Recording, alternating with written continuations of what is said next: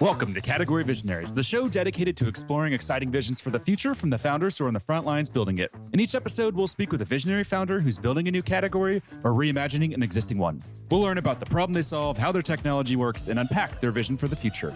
I'm your host, Brett Stapper, CEO of Frontlines Media. Now let's dive right into today's episode.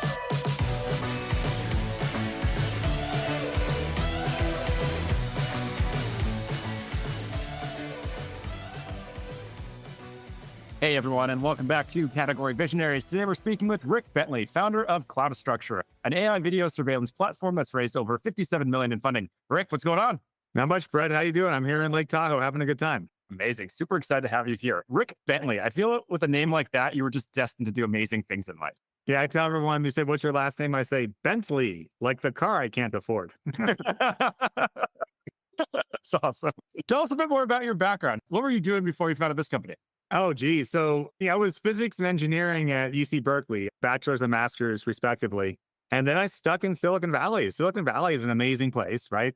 Worked at some startups, worked at General Magic, which I don't know if you're familiar with that company. Yeah, Forbes calls it the most important company that didn't make it. In the 90s, let's say we had the smartphone, we had the app store, we had the tablet, and we had the voice assistant, right? It was so far ahead of its time. And it was one of the first concept IPOs. Yep. Went public before it was cash flow positive and all that, right? Really before any revenue. And so laid the trail in a lot of ways, right? That company. I started a company called Televoke after a name change and a merger that got bought by Uber. So that was a lot of fun. That was an IoT pioneer company. I was named inventor of 7 patents there, and Samsung bought those for about $1 million each.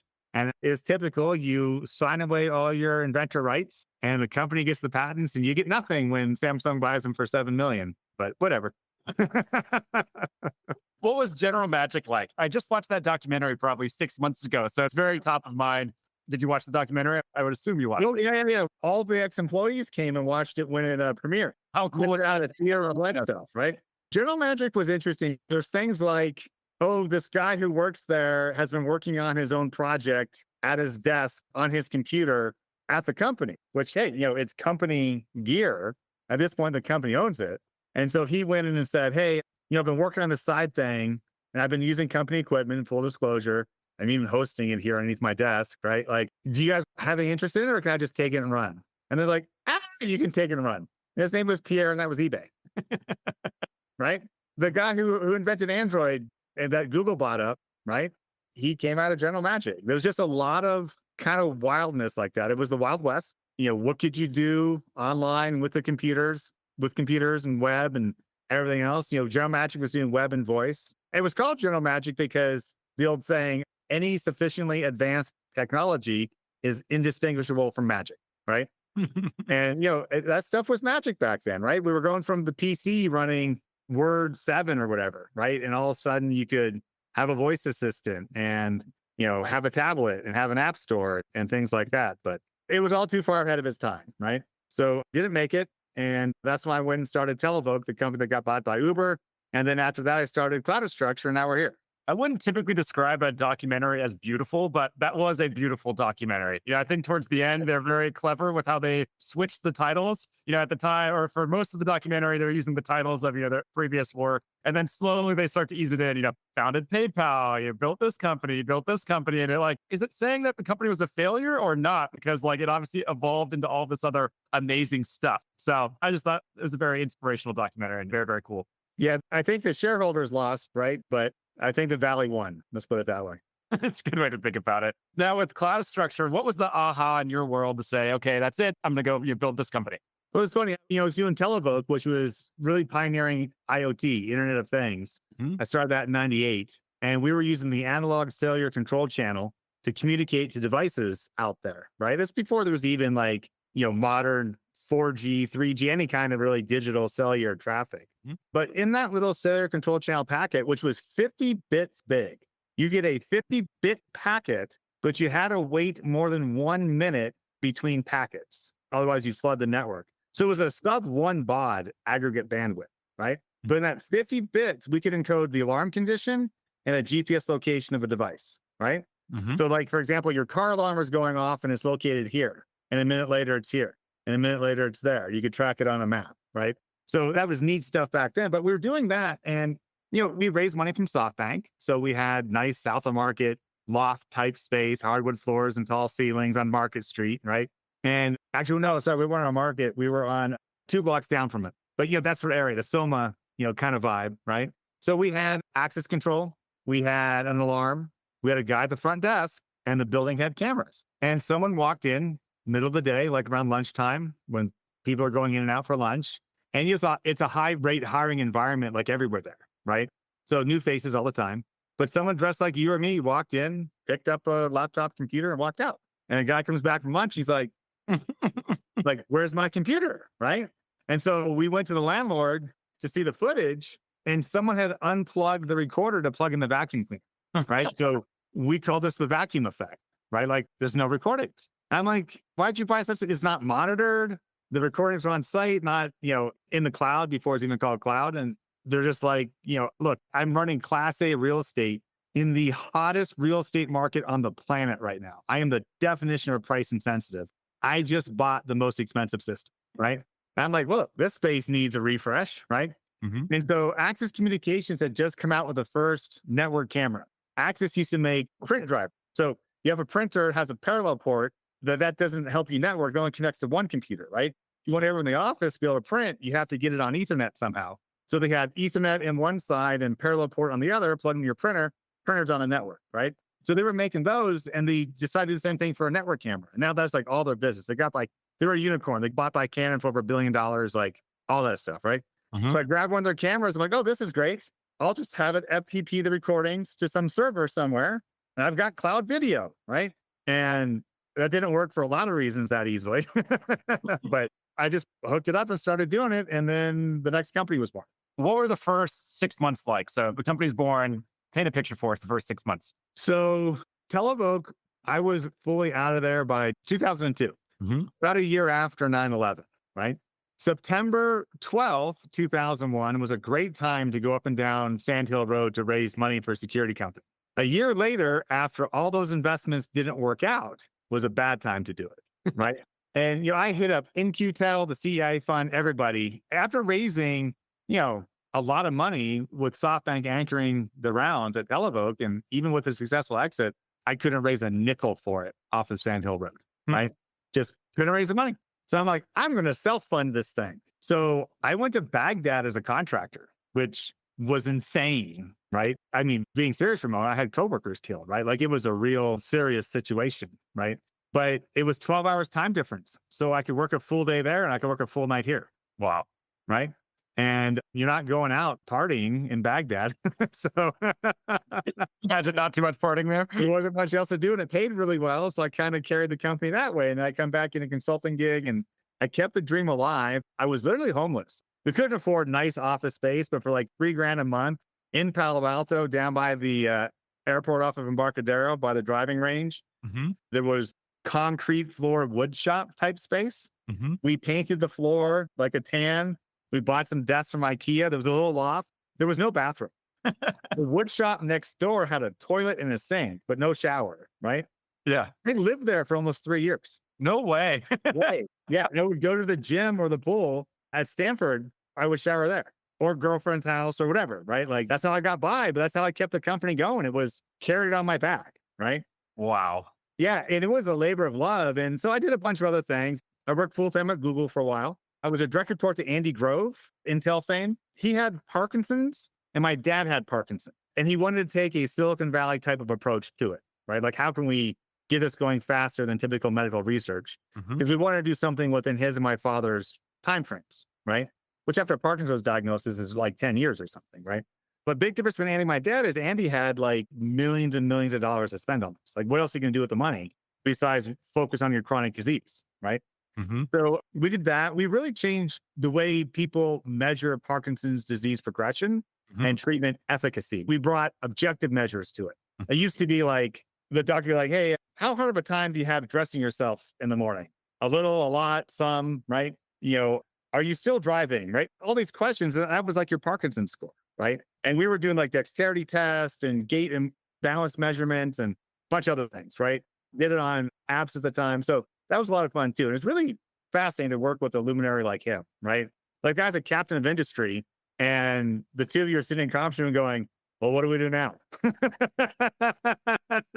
I don't know either, right? Shit, let's figure it out, right? So that was just a really fascinating time, right? Learned a lot from him. This show is brought to you by Frontlines Media, a podcast production studio that helps B2B founders launch, manage, and grow their own podcast. Now, if you're a founder, you may be thinking, I don't have time to host a podcast. I've got a company to build. Well, that's exactly what we built our service to do. You show up and host, and we handle literally everything else. To set up a call to discuss launching your own podcast, visit frontlines.io/podcast. Now, back to today's episode. But anyway, like I said, I kept the dream alive. And then in 2015, Google open sourced TensorFlow. This is a decade ago now, which seems like a long time, but to me, it feels like yesterday. TensorFlow was the first machine learning platform that us peasants could get our hands on, right? We open sourced it. And so here's Google. I was working at Google. I was with Google X, the advanced, kind of R&D side of things. And we're trying to take all of Google's AI machine learning stuff and sell it into multi-billion-dollar companies, right? Whatever you're doing, we'll come in, bring our AI and ML and do it. And then in parallel to that, another group in Google gives it away open source. I'm like, I quit. I'm taking that. I'm using it for video analytics, right? Because here's the thing, like, let's say you wanted to detect a car with a video camera. Okay. Before machine learning, you had to have a very awkward conversation with the computer about what a car looks like. Okay. It's got these black things at the bottom. We'll call those wheels. They're kind of rounded on top, except for vans and trucks, but they're kind of shiny, except for when they're not. They can be any color. Sometimes the lights in the front are white. Sometimes in the back, they're red. Sometimes on the side, they're yellow. And you just do a terrible job explaining to a computer what a car looks like, right? And so it does a terrible job. And so you refine it. And over 5 years or more, you can do a okay job having a camera system detect when a car shows up, right? But with machine learning, with TensorFlow, you just take any modern machine, you just say, hey, here's 10,000 pictures of cars, and here's 50,000 pictures of aren't cars, sort it out. And within a few hours training time, it now can do a better job detecting cars than you ever could have told it. Like all those analytics platforms that existed, and there was a lot, and they were worth a lot of money, were worth zero overnight. Because you can literally do a better job in like one training session, right? So that became the future. So we took that, applied to the company, went back looking for money. VC still said, it was a different story now. It wasn't, hey, we just got our asses handed to us with the 9/11 investments. It was, you've been around for how long? And you're not rich yet? I'm like, but yeah, but it wasn't a real company. Like I was just keeping the dream alive. And they're like, yeah, I don't know. I'm looking for something that's hot and about to take off. And you're not, right? So we did crowdfunding. And the crowd loved us. We did 2 Reg CFs and a Reg A Plus. The Reg A Plus by itself raised $35 million. Wow. A grand or so at a time, right? Wow. Yeah. I think we had 13,000 shareholders put in 35 million, right? So a few grand at a time, right? On average. And it was just amazing that it worked, right? And that gave us a lot of dry powder all of a sudden. And so we got everything up and running well. And then we had the product market fit challenge, right? Are we going after governments who want to know when a hazmat truck is on their freeway? Are we going after businesses like software companies that we're used to in Silicon Valley that want to know when employees show up? And do we want integrated with access control? So if you badge in and I walk in behind you, do we want an alert for that, right? We went down a lot of dead ends, but we found our sweet spot. They always say it's easier to sell painkillers than vitamins. Because someone's in pain and they need it right now, right? At least you get a lot more per painkiller than you can per vitamin, right? I'm not saying the vitamin market's not big. I'm just saying which one's easier to make the sale. And the multifamily space, so apartment buildings, there are property ownership groups who own lots of apartment buildings, and there's property management groups that manage lots of apartment buildings. And sometimes the same entity is doing some of both with their buildings or other people's buildings that they're managing, whatever. But if you've got 100 apartment buildings, you got 50 cameras each, you can't see anything, right? I mean, that's 5,000 cameras. What are you gonna do? Log in and take a look, right? Like you literally can't do anything. So because we had it in the cloud, we had access to the GPUs that are so powerful and efficient, we can process all the video. So the computer's watching everything all the time, which humans just can't do, right? The suicide rate would just be massive if you just had someone watching a dozen screens at all times, right? You just go crazy within a week. But the computer doesn't get tired. It doesn't care, right? And it's cheap. You just have to give it power and broadband and it's happy, right? So it's looking at all the video all the time. And when it sees something concerning, easy example, there's someone in the parking garage after midnight. Mm-hmm. Right? Okay. 99 times out of 100, it's someone getting in their car and driving away, or getting out of their car and walking to the elevator. But sometimes it's a group of guys checking door handles Mm-hmm. with hoodies and COVID masks and sunglasses at night and gloves, right? Mm-hmm. Okay. So we do this, we send that alert to a guard center, and one about 12 hours time difference apart. So they're bright-eyed and bushy-tailed because it's all in the cloud now, right? It's not on premises on that camera, on that recorder, right? Mm-hmm. So they can access it as well as anybody can. And the alert shows up on their screen and it says, hey, here's the alert, people in the parking garage after midnight, right? Mm-hmm. And just like there's network cameras, there's network speakers now. Mm-hmm. So they say, hey, you in the green shirt, this is a secure area. You're being monitored by a live agent. You must leave immediately. And they leave, right? Okay, so it sounds simple. It sounds really straightforward. But think about it from the property management group. The next morning, you could have a dozen people in your leasing office because their cars got broken into last night. Mm-hmm. Again, they're pissed. They're trying to get reimbursed. They're trying to cancel their leases. They're trying to figure out whose insurance is going to cover it. Meanwhile, you got people coming in to tour the place, right? Mm-hmm. And you've got pitchforks and torches in your leasing office, right? Mm-hmm. Or you just have an email that says, these guys showed up. We did a talk down. They ran away, right? The value proposition is so much greater than any video surveillance system before it, right? Because it's not dutifully recording the crime in progress, it's stopping the crime from happening. Yeah, it's deterrence, right? Exactly. Yeah. So instead of just a forensic tool, it's a prevention tool, right? How many times do people have to be in the pool, after hours drinking before someone has an accident or drowns, God forbid, right? Mm-hmm. That happens to them. You own enough of these buildings, that has already happened to you. Mm-hmm. You need that not to happen again to cost you millions of dollars, right? We charge less than millions of dollars. So we're a good value, right? Our guards saw a car on fire in an apartment building one time. They called the local fire department because they couldn't reach anyone at the apartment complex. Fire department came out and said, if we didn't get the call when we did, that building would have burned down with everyone in it. Wow.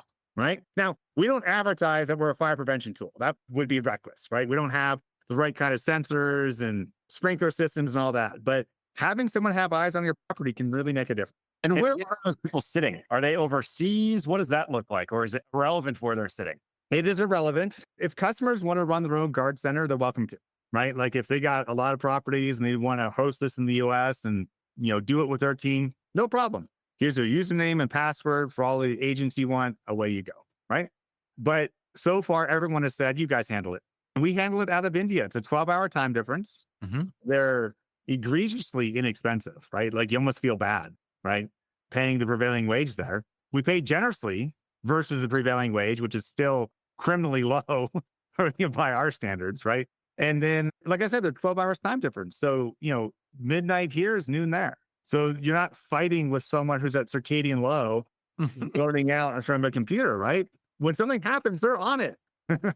I always think that, at our building, there's heavy security here, and my dog loves to chat with the security guards because they give her treats. And I peek into their booth, and there's I don't know, probably 15 or 20 screens.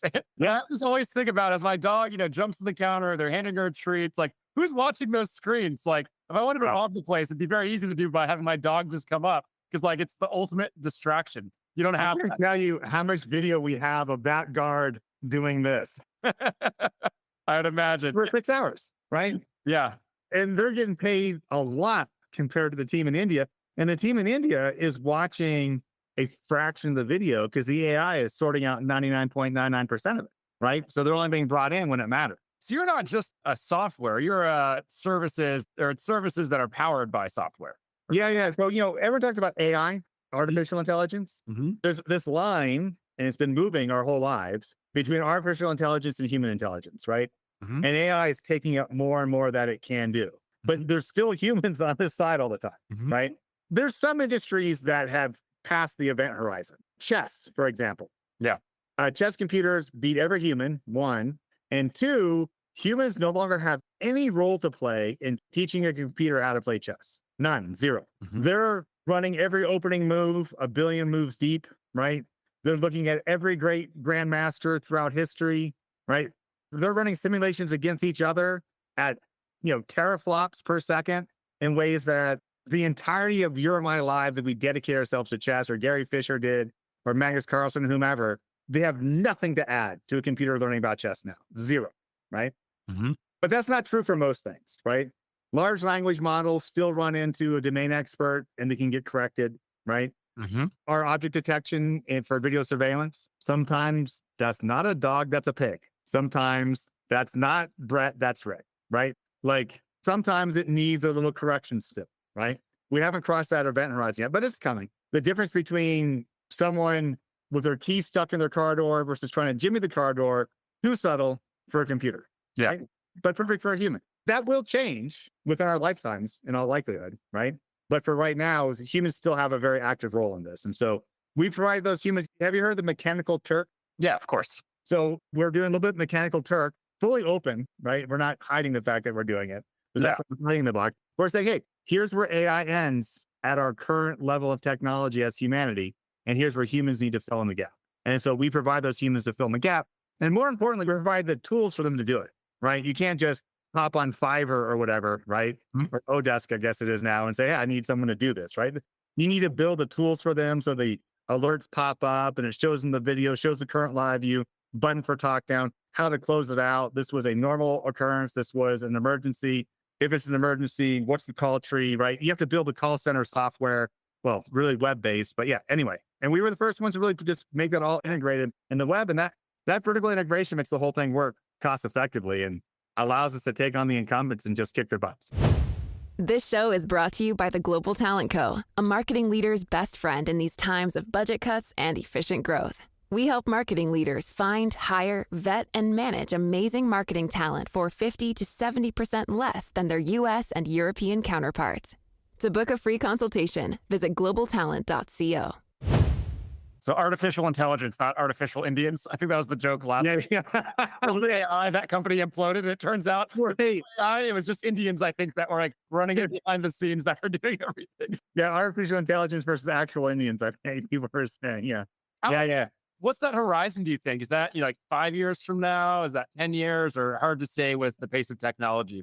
It's hard to say. And the reason is there's always good ways for computer vision, for computers to get it wrong, right? Mm-hmm.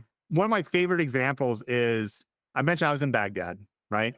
And cars blowing up was a real problem. It's called a VBIED, a vehicle-borne improvised explosive device, right? Dude in a car filled with explosive, he gets where he wants to blow up, he hits the button, it blows up, right? I had a coworker I knew well killed that way. It was really tragic, to be honest. So detecting those vehicles was really important, but no one knew how to do it, right? So they've tried running it through machine learning to see what would happen. And so they said, hey, here's the pictures of all the cars before they blow up, right? Mm-hmm. And here's a bunch of pictures of normal cars. AI, do your thing. And AI came back with a very strong opinion that if there was sand in the background, the car was likely to blow up. That's useful. Not really. You have the cameras where there's sand everywhere in Baghdad, right? But the training data was skewed, right? Because all the ones that blew up were taken in Baghdad, right? Yeah. So there's many ways to up that, right? And so for a long time, we're going to need humans to keep tweaking it. I don't know when it really jumps the shark. We're just now starting to use LLM-like systems to look at all the cameras at a site and take a holistic view of what's happening. We're like, hey, these people are here in front of this camera, and they're here in front of that camera, and they're back here again. And that's not normal, right? Or whatever it is, right? Mm-hmm. These people are wearing, masks and hoodies. And so here's an example. We had an alert go off because there was police in the lobby. Mm-hmm. Guards like, okay, police in the lobby, everything's fine, close the event. What wasn't seen, because we didn't have a camera on it, was the car that crashed into the other part of the lobby, right? So if the guard had really watched all the cameras for the half hour before the police showed up, they would have seen a car going really fast and heading for the building, right? And disappearing inside the building. But at the time the guard looked, everything looks fine. Police are here. It's all good, right? So in that case, they get a report saying everything's fine, right? Police were here. No big deal. And they're like, there's a car in my lobby. Right? So that's a perfect example where we're starting to look at the kind of next step of the AI that can be the next level of intelligent about it, right? When there's something like that, already have all the history and RAM, know what's relevant, like, hey, a car disappeared into the building, right? something else might be going on. I should have humans look at this, right? Mhm. And so we're just starting to do that, kind of integrating the view, not just persistently within one camera, but across all the cameras out of sight. If we look at that discovery that you had, that multifamily was the market to go into, when in the company history did that happen? Was that 3 years in? Was that 5 years in? When did you have that aha? That was so far in, because keep in mind, we were way too early. I was way too early, right? I was trying to do cloud video starting in 2003 or something, right? The broadband literally didn't exist. Yeah. Like you couldn't get all the video into an offsite server, the cloud, right? Mhm. Because there wasn't enough broadband for it. But here's the good part. Moore's law says every 18 months, computation power doubles for the same price, right? Okay, that's good. But it doesn't mean that the pixels on a camera double every 18 months. Camera pixels double much more slowly than every 18 months. Maybe it's more like every 3 to 5 years, right? Mhm. So Moore's law then also affects broadband networking equipment. And that's not quite 18 months, but it's pretty close. Maybe it's like 24 months for the networking side. So broadband's been getting faster than video's been getting bigger, right? So I knew it was a self-resolving problem. Eventually, the broadband would be there for all the cameras we want to push to the cloud. And so that's why I worked on other things. I worked at Google. I went to Baghdad. I kept the dream alive, right? Mhm. And like I said, when Google released TensorFlow, I'm like, okay, now's the time, right? I'm not going to miss this one. But really, we found that vertical one day after we hired a saleswoman who worked in that vertical. Right? Makes sense. Yeah. And she had the Rolodex and she knew who did the purchasing of these entities. She knew Shauna at this group and Dave at that group and whatever. And she knew what their budgets were, what their approval processes were, what their pain points were, right? That's Whitney, our VP of sales. She brought us right into the lines den for multifamily. It worked out great. Have you expanded outside of that, or is there still so much market to capture that there's no point of expanding outside of that? There's so much. We're expanding outside anyway. The next one looks like to be mobile trailers. You've probably seen these mobile security trailers that show up at the Longs, parking lot or whatever, right? Hmm. Those are another great fit for us because they got a few cameras on them. They're limited on local power and broadband, but you make a deal with the local cellular provider or you get them on a little local Wi-Fi access point and a broadband connection. You push that stuff to the cloud. We can manage one of those or thousands of those, no problem, right? And give you a holistic understanding of what's happening across all of them.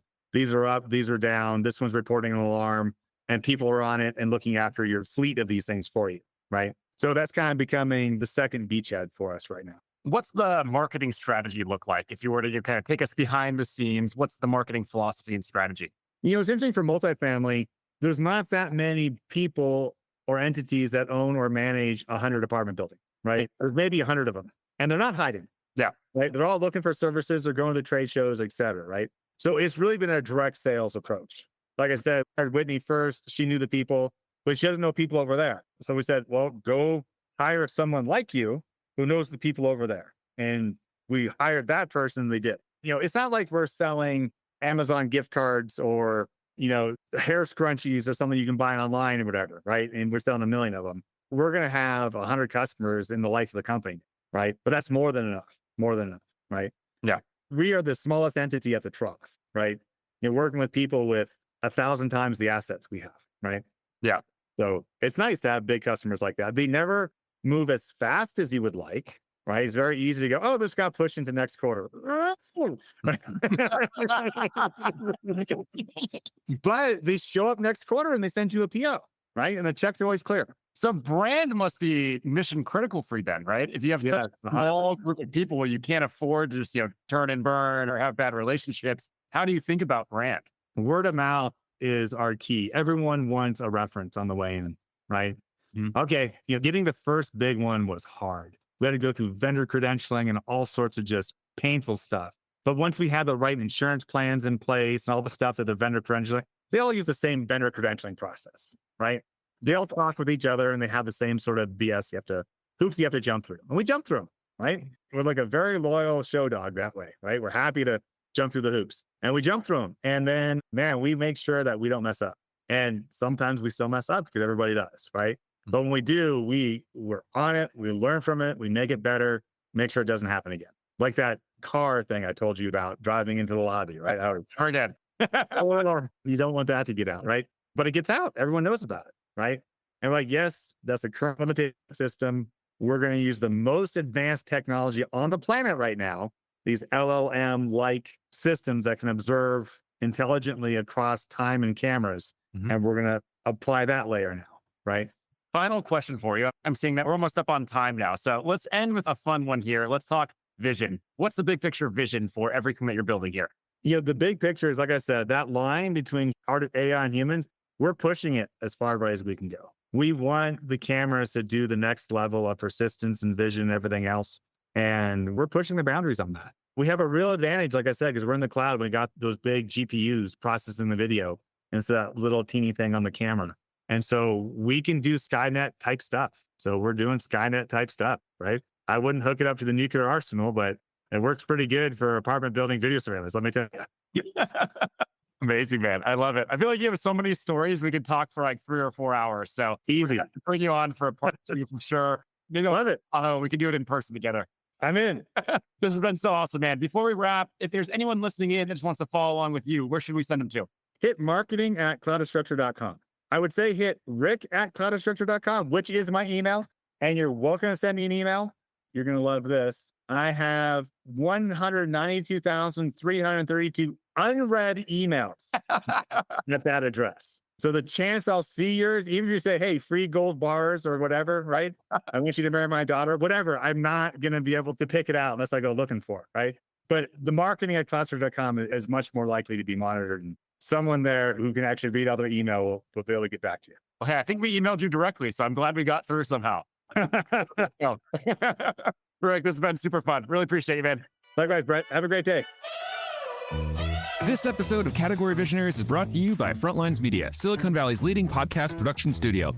If you're a B2B founder looking for help launching and growing your own podcast, visit frontlines.io/podcast. And for the latest episode, search for Category Visionaries on your podcast platform of choice. Thanks for listening, and we'll catch you on the next episode.